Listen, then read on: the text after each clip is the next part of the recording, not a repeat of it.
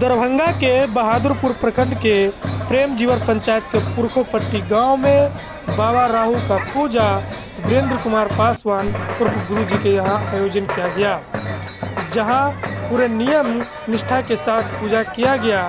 वहीं इस पूजा में जाप सुप्रीमो पप्पू यादव भी पहुंचे। महेश्वर हजारी वहीं बोचहा विधायक अमर पासवान भी इस पूजा में शिरकत किए। उन्होंने बताया इस पूजा में पूरे नियम और निष्ठा के साथ काफ़ी कठिन व्रत रखा जाता है।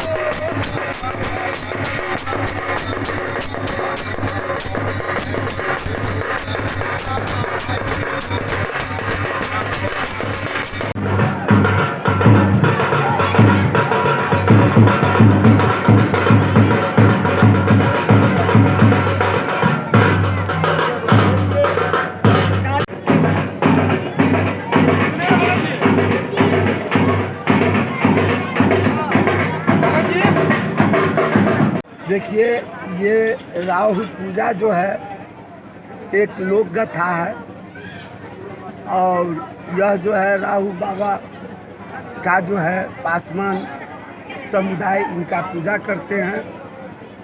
तो हमारी माँ जब जिंदा थी तो उन्होंने हमसे बोली कि बउआ पूजा कर, राहु बाबा के पूजा करिए। तो हम लग गए अपनी दीना स्थिति में, बाल बच्चे पढ़ने लिखने लगे, बेटा बेटी का शादी विवाह किए, माँ बाप मर गया, मौका नहीं मिला करने का।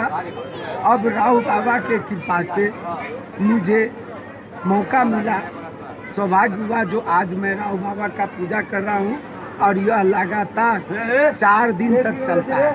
शनिवार से यह कार्यक्रम शुरू है और शनिवार, रविवार, मंगलवार को खत्म होगा। क्या विधि विधान है पूजा का, क्या सब चीज़ें इसमें होती हैं? इसमें तो बहुत सारा विधि विधान है। इसमें तो बाल बच्चे से जो है सो मैंने जो जितना बाल बच्चा को हम शादी किए हैं उसमें उतना मेहनत नहीं किए हैं। जितना माँ पिताजी का सुश्राद्ध किए हैं तो उसमें उतना मेहनत नहीं हुआ, टेंशन नहीं हुआ। इसमें तो जोड़ना पड़ता है बहुत कुछ, निष्ठापूर्वक जो है सो हर एक सामान लाना पड़ता है और उसको निष्ठापूर्वक जो है सो मैंने साफ सुथरा नए बर्तन में रखा जाता है। प्रसाद की बात करें तो क्या सब चीज़ों का प्रसाद में इसमें जो है मुख्य रूप से आपको फल जो है वो अधिकतर फल, सभी फल हैं। उसके लड्डू है, वो चीनी का लड्डू भी होता है और मोतीचूर का लड्डू भी होता है, केला होता है, उसके बाद सेब, अंगूर, संतोला, नारंगी, है ना, ये सारे फल इसमें जितना दीजिए। जो सारा चंगेरा में आइए, आप चंगेरा को भी देख लीजिए। प्रत्येक वर्ष यह पूजा होती है? जी नहीं, यह जो है सो आपको बता दिए ना कि हमारी माँ का जो है सो वचन निकला हुआ था पूजा करने का, जिसको मैं आज कोई करता है। यह मन्नत में यह पूजा होती है? जी। कौन सी? आप लोग हमारे इस बाबा राहु की पूजा में आए और अपने चैनल के माध्यम से बाबा राहु को जो पूजा होता है, चूँकि बहुत सारे हमारे समाज के जो अनभिज्ञ लोग हैं, चूँकि राहु बाबा से अनजान है। सब लोग राजा सलेश और बाबा चुहड़मल को जानते हैं लेकिन बाबा राहु को नहीं जानते हैं। तो बाबा राहु जो थे वो पहले बाबा राहु नहीं थे, वो असुर जाति से बिलोंग करते थे और असुर जाति से बिलोंग करने के कारण उनका नाम सुरभानु हुआ करता था। लेकिन जिस समय देवताओं के बीच जब अमृत बटा रहा था, अमृत का बंटवारा हो रहा था, उस समय ये पीछे से लाइन में चले गए और लाइन में जाने से खड़े हो गए। तब सूर्य की नज़र पड़ गई अपने सुरभानु पे, अरे ये तो असुर है, ये देवताओं के लाइन में क्यों खड़ा हो गया। उसी वक्त ने सूर्य ने वहाँ विष्णु को कहा और विष्णु ने सुदर्शन चक्र से गर्दन को अलग कर दिया। तो धड़ अलग और गर्दन अलग, तो गर्दन को राहु कहा गया और धड़ को केतु कहा गया। तो राहु जो थे उस समय असुर थे, ठीक है। उसके बाद जब देखा कि जो वेद की रचना हुई, उसके बाद जब वेद की रचना होती है और वेद जब बनता है और जो ब्राह्मणवाद होता है उसके द्वारा इनको कमज़ोर किया गया बाबा राव के पूजा को। क्यों कमज़ोर किया गया? क्योंकि दुसाध समाज के लोग इसको बहुत से ज़्यादा पूजा पाठ करने लगे और बाबा राव को मानने लगे।